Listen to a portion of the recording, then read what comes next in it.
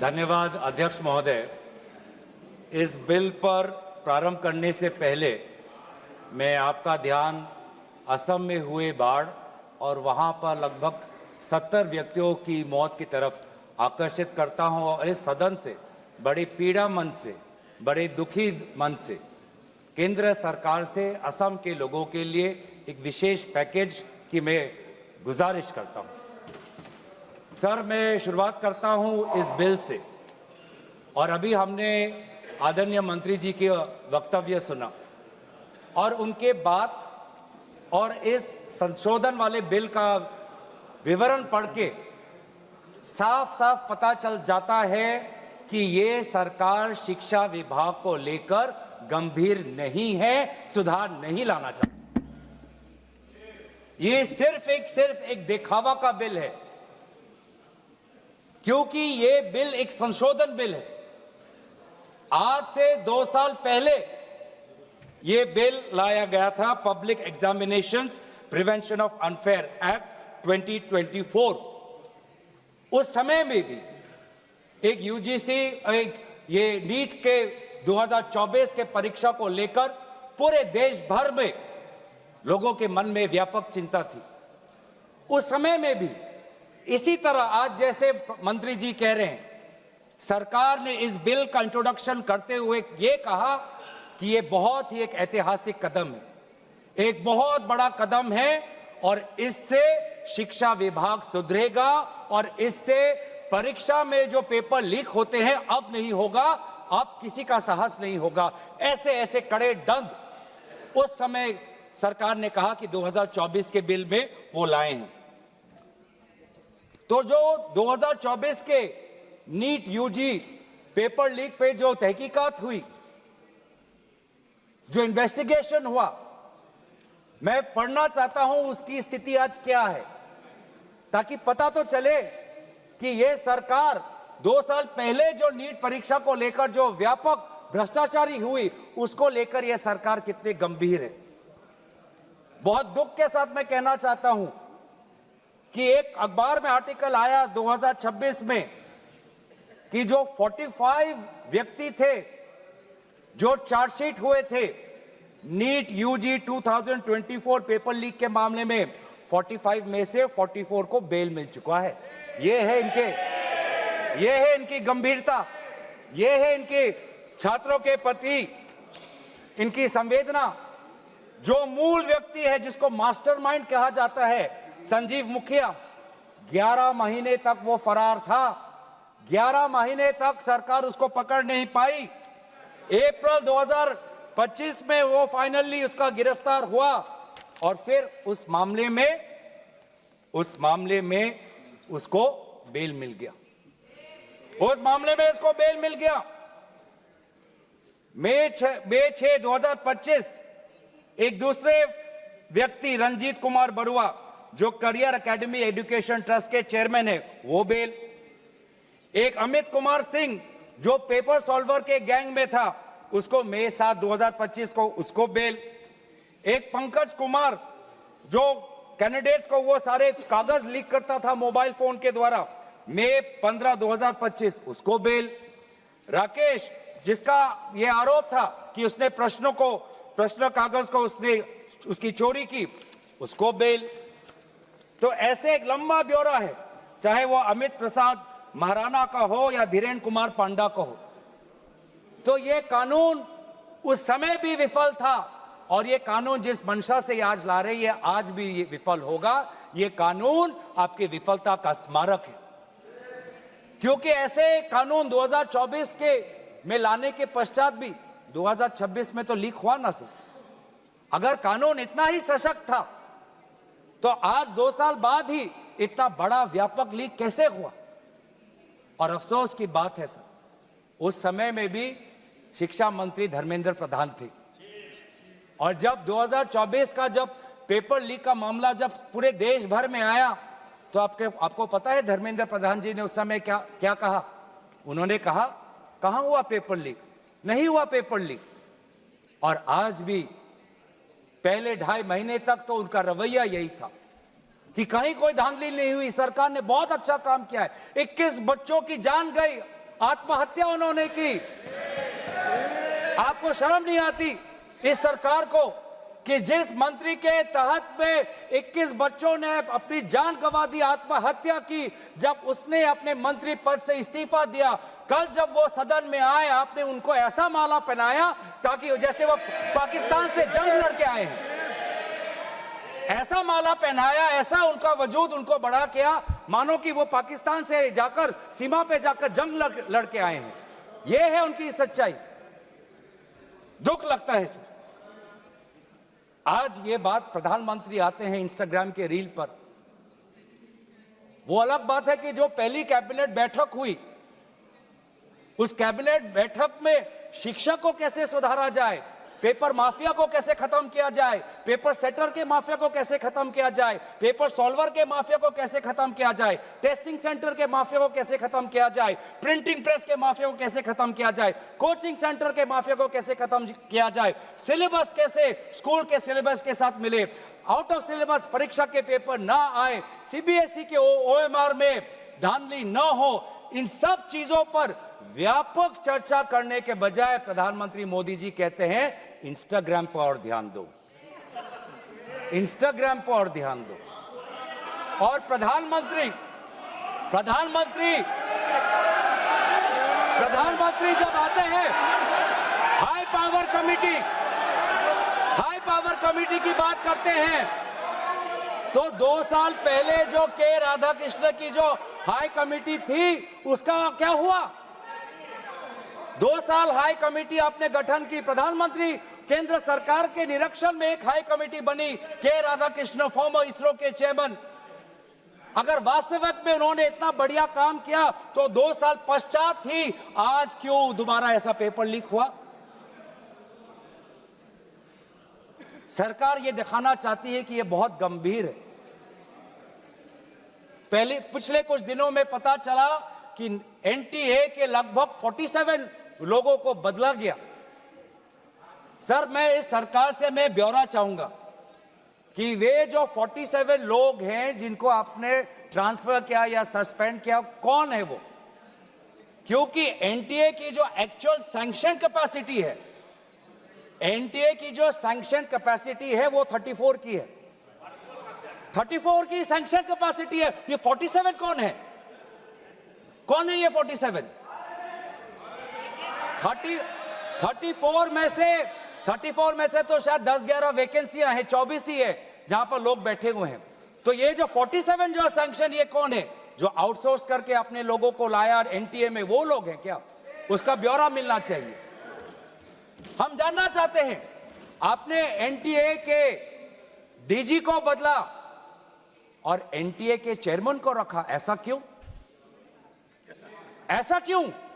आपको एनटीए के डीजी पर विश्वास नहीं, आपने मान लिया कि शिक्षा मंत्री धर्मेंद्र प्रधान जी का इस्तीफा होना चाहिए, आपने ये भी मान लिया, तो आपको एनटीए के चेयरमैन पे इतना विश्वास क्यों? ये हम जानना चाहते हैं। सुनाई दे रहा होगा सर, एक विशेष संगठन के साथ जुड़े हुए हैं, उसका ब्यौरा देख लीजिए, एनटीए के चेयरमैन का ब्यौरा देख लीजिए। इससे पहले वह मध्य प्रदेश के पब्लिक सर्विस चेयरमैन के वो कमीशन के चेयरमैन थे और उस समय में भी धांधली हुई,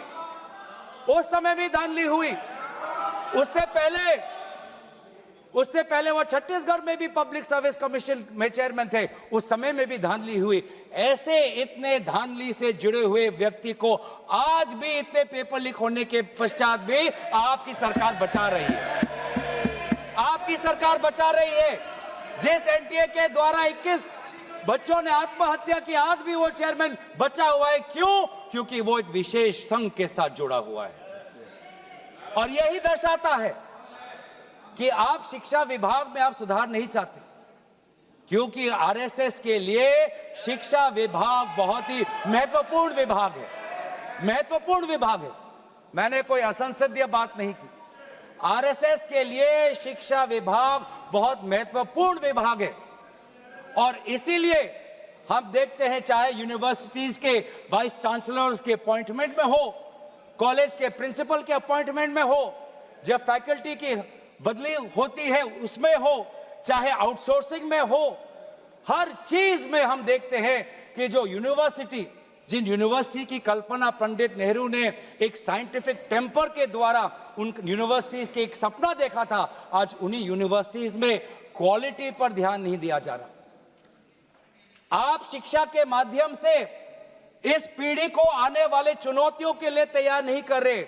आप शिक्षा के माध्यम से इस पीढ़ी के लोगों को आने वाले समय में आपके दल के सदस्य बने, आपको वोट दे, उसके लिए आप एक माहौल बना रहे हो। यह है आपके लिए शिक्षा का उद्देश्य, यह है शिक्षा का उद्देश्य। और हमने देखा कि वे जो संस्थाएं, चाहे वो आईआईटी हो, चाहे जेएनयू हो, चाहे डीयू हो, देश भर से माता पिता अपने बच्चों को बोल रहे कि जाओ दिल्ली जाओ, अगर दिल्ली नहीं जा सकते तो बॉम्बे जाओ, बिहार में जाओ, लेकिन धरना प्रदर्शन करो। आज शिक्षा की बात है, आपको अपना भविष्य आपको बचाना है। मैं नहीं जा सकता पर मेरी आशीर्वाद तुम्हारे साथ है। एक मां ने एक आशीर्वाद के साथ अपनी बेटी को भेजा, एक बाप ने अपने बेटे के पीठ पे थपथपाकर उसको जंतर मंतर पे भेजा, और डीयू, आईआईटी, जेएनयू कहती है आप मत जाओ।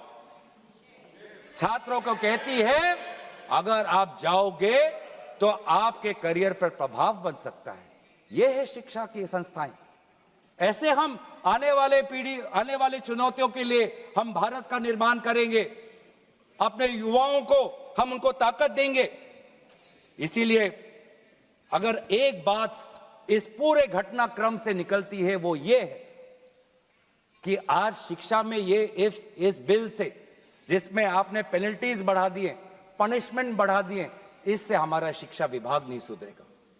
राहुल गांधी जी बार बार कहा कि धर्मेंद्र प्रधान जी सिर्फ एक मुखौटा है आपके शिक्षा विभाग का। आपकी शिक्षा के प्रति जो उनका, आपकी जो नीति है वो सिर्फ एक, उसका एक चिन्ह है, एक सिंबल है।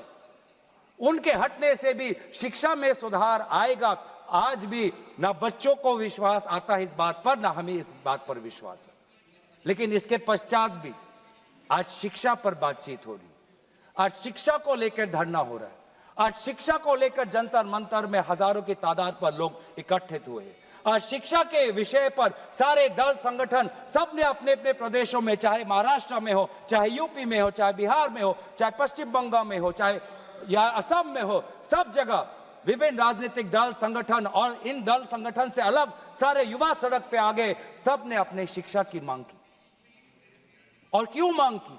उनके दुख को पहले हमें समझना चाहिए, उनके पीड़ा को हमको समझना चाहिए, वो उनके अंदर जो नाराजगी है उस बात को हमें समझना चाहिए। नहीं तो किसी का इतना साहस नहीं कि सड़क पे आके गर्मी बारिश, सड़क पे सोना, पुलिस की लाठी खाना, दिन दिन भूख हड़ताल पे रहना, सबकी इतनी साहस नहीं है। ये साहस कहां से आता है? ये साहस आता है उस दर्द से, जिस दर्द में अपने भविष्य को लेकर वो विवश हैं, जिस दर्द में अपने देश के भविष्य को लेकर वो विवश है, जिस दर्द को वो आज के समाज में उसको व्यक्त भी नहीं कर सकते, सरकार से सवाल भी नहीं पूछ सकते। और बहुत ही बढ़िया एक व्यक्ति ने इस पूरे जो दर्द है, इस दर्द के बारे में बात करते हुए गोपाल दास नीरज के गीत की बात करता है। वो व्यक्ति, जिस व्यक्ति से राहुल गांधी जी मिलने गए, उसने कहा, उसने हमें याद दिलाया कि नीरज की वो पंक्तियां, स्वप्न झरे फूल से, मीत चुबे शूल से, लुट गए सिंगार सभी, भाग गए बबूल से, और हम खड़े खड़े बहार देखते रहे, कारवा गुजर गया गुबार देखते रहे। ये बच्चों की वो दुख है। क्या करें? हमारे पास पैसे नहीं है इतने कि हम पेपर खरीद पाएं। 30-30 लाख का पेपर हमें खरीदने के पास, हमारे पिताओं के पास इतने सामर्थ्य नहीं है। वो दुख है, वो नाराज है, और इसीलिए जब वो दुख से वो लड़ नहीं पाते तो आत्महत्या पर आ पड़ते। और एनसीआरबी में सर, आज देश की ये व्यवस्था, देश की असली ये है कि आज एनसीआरबी में, नेशनल क्राइम रिकॉर्ड्स ब्यूरो में, ये भी एक कारण है कि आत्महत्या हुई क्योंकि वो बच्चा एग्जाम में फेल हुआ। ऐसा भी एक कारण आ गया है। बच्चों की आत्महत्या, छात्रों की आत्महत्या लगभग 1 लाख से ऊपर बढ़ चुकी है। 1 लाख से ऊपर, जिसमें से 2000 ने तो साफ साफ कहा है, 2400 ने साफ साफ कहा है कि मैं फेल हो गया और इसीलिए मैं सुसाइड ले रहा हूं। बहुत लोग बच्चों ने फैमिली पारिवारिक कारण से, फैमिली रीजन से वो आत्महत्या उन्होंने की, लेकिन इसके पश्चात भी वे युवा आए, वो चाहे गुजरात से हो, वो चाहे महाराष्ट्र से हो, चाहे विदेश से हो, चाहे दक्षिण भारत से हो, महाराष्ट्र से, वो सब आए।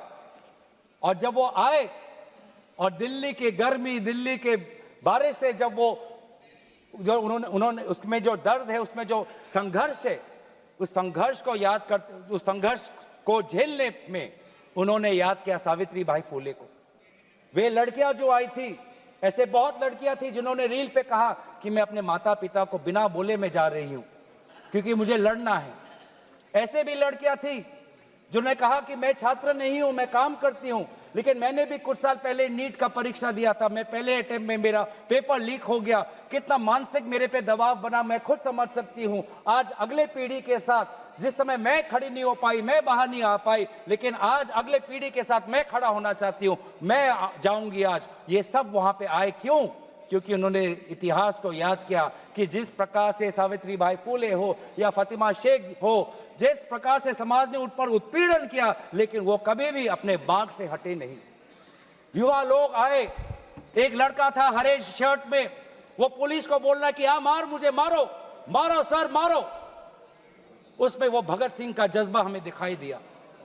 हमेशा उसने हाथ नहीं उठाया, उसने खाली बोला कि मारो, क्योंकि ये थी लोगों की और युवाओं की ताकत कि अब वो डर उनसे चला गया, डर खत्म हो गया, डर गायब हो गया।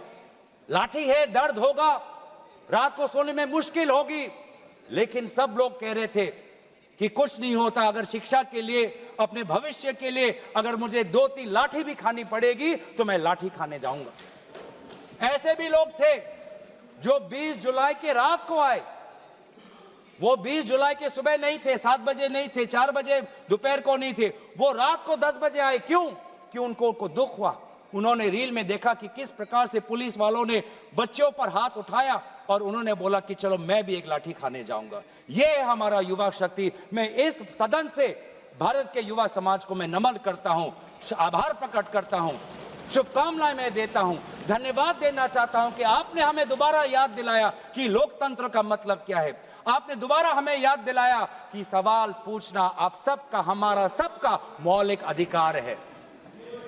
हमने वो भी देखा उस मध्य प्रदेश से आए हुए आदमी को जिसके सर पर खून निकल रहा था। क्यों? क्योंकि कांटों से भरा हुआ एक डंडा उसके सर पर पड़ा और उसने तब भी वो पीछे नहीं हटा। खून से लथपथ उसका चेहरा, उस समय भी पुलिस को ललकार रहा था कि देखो ये लोकतंत्र है, लोकतंत्र में जनता जनार्दन है, जनता प्रजा राजा होता है। ये है वहां की उस ताकत। बहुत लोग कहते हैं कि बहुत से गलत शब्द भी उस सभा में, जंतर मंतर में किए गए। मैं उन गलत शब्दों का जो मर्यादा से बहुत दूर है, अमर्यादित है, उन शब्दों का समर्थन नहीं करता, लेकिन उन शब्दों के बारे में भी याद करना चाहिए जो बाकी बच्चों ने हमें याद दिलाया। किसी एक बच्चे ने याद दिलाया वसीम बरेली की कविता, जिसमें लिखा है, जो उसूलों पर आंच आए तो टकराना जरूरी है, जिंदा हो तो जिंदा नजर आना जरूरी है। ये हैं बच्चे, ये है वो बच्चे और जो अलग अलग प्रदेश से आए हैं। मैं धन्यवाद देना चाहता हूं कि इन्होंने अपनी इंसानियत दिखाई। हर वो बेटी जो वहां जाती थी वो कहती थी कि ये जंतर मंतर, ये ऐसा एक जगह बन गया है जहां पर मैं अपने आप को सुरक्षित महसूस करती हूं। जब पुलिस की लाठी आती है तो कोई अनजाना व्यक्ति, कोई अनजाना उसके सामने आकर अपने शरीर से उस लड़की को बचाता है। डंडा उसके लड़के के शरीर पर पड़ता है, वो लड़का कहता है कि इस उंगली से मैंने पिछली बार कमल पर वोट डाला, आज इसी उंगली को कमल के पुलिस ने तोड़ डाला। ये है उनका साहस। आज समाज, मैं पूरे छात्र के साथ पूरे समाज को भी मैं धन्यवाद करना चाहता हूं। उस गुरुद्वारों को के संचालकों को मैं धन्यवाद करना चाहता हूं जिन्होंने अपना दरवाजा खोला, लोगों को वहां पे शरण दिया। ये है हमारी देश की खूबसूरती। मैं धन्यवाद देना चाहता हूं कि देश भर से लोगों ने फोन किया कि मैं वहां जा नहीं सकता, लेकिन स्विगी के द्वारा उन बच्चों को खाना तो पहुंचा सकता हूं। मैं धन्यवाद करना चाहता हूं उन वकीलों का, वो चाहे सुप्रीम कोर्ट के बाहर हो, चाहे वो जंतर मंतर पे आए हो, सबने बोला कि लोकतंत्र के साथ, संविधान के पक्ष में आज हम सब यहां पे खड़े हैं। लेकिन जहां पर हमने हमारी खूबसूरती देखी, जहां पे हमने इंसानियत देखा, जहां पर हमने लोकतंत्र की ताकत देखी, जहां पर हमने लोकतंत्र की ताकत देखी, वहीं पे हमने इस सरकार की क्रूरता भी देखी। हमने देखा आपने किस प्रकार से पैलेट गन का इस्तेमाल किया, हमने देखा किस प्रकार से आपने इलेक्ट्रिक बेटन का इस्तेमाल किया, हमने वो भी नजारा भी देखा कि किस प्रकार से एक पुलिस कर्मचारी ने एक लड़की के गाल पर थप्पड़ मारा। वो एसीपी का नाम भी हमें याद है, उस पुलिस कांस्टेबल का चेहरा भी याद है जिसने अपने डंडे के साथ एक लड़की के प्राइवेट पार्ट पे उसने आक्रमण किया। हमें याद है वो लड़कियां जिन्होंने उनके आंसू निकल रहे थे आंखों से और कह रहे थे कि पुलिस वाले उनको मां बहन की गाली दे रहे थे। हम भूलेंगे नहीं वो बच्चियों जिन्होंने कहा कि मेरे पीठ पे जो कपड़े थे उन कपड़ों को इस पुलिस ने फाड़ दिया। ये है असलियत, और इसीलिए बार बार हम मांग कर रहे हैं कि किसने आदेश दिया, वो आदेश कहां से आया कि पैलेट गन का इस्तेमाल हो, किसने आदेश दिया, किसने आदेश दिया कि आंसू गैस का इस्तेमाल हो, किसने आदेश दिया कि लाठी पैरों पे नहीं लाठी सर पे पड़नी चाहिए, किसने वो आदेश दिया। और इसीलिए बार बार राहुल गांधी जी ने भी चिट्ठी लिखी है, और आज भी हम देखते हैं कि अब सारी हम बातें कर रहे हैं। आज इस सदन में, इस सत्र में इस विषय पर भाग इसलिए लेना चाहते हैं क्योंकि हम सरकार से जवाब चाहते हैं, और विशेष रूप से गृह मंत्री से जवाब चाहते हैं। गृह मंत्री से हम जवाब चाहते हैं। मेरा कहना है सर, गृह मंत्री से हम जवाब चाहते हैं। यहाँ पर बैठे हैं सर, आज ये बिल क्यों आया है, ये बिल क्यों आया है, ये बिल क्यों आया है, ये बिल क्यों आया है समझना चाहिए। ये बिल इसलिए आया है कि गृह मंत्री के द्वारा भेजी हुई पुलिस लोगों के हौसले को कुचल नहीं पाई, इसीलिए ये बिल आया है। आपने उस धरना को खत्म नहीं कर पाया, इसलिए ये बिल आया है। हमने देखा ना सिर्फ दिल्ली में, बिहार में आपने AK-47 का इस्तेमाल किया। ये नौबत है।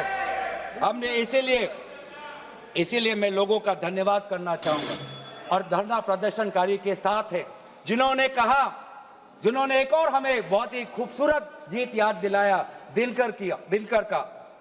अब जो सिर पर आ पड़े नहीं डरना है, जन्म है तो 2 बार नहीं मरना है।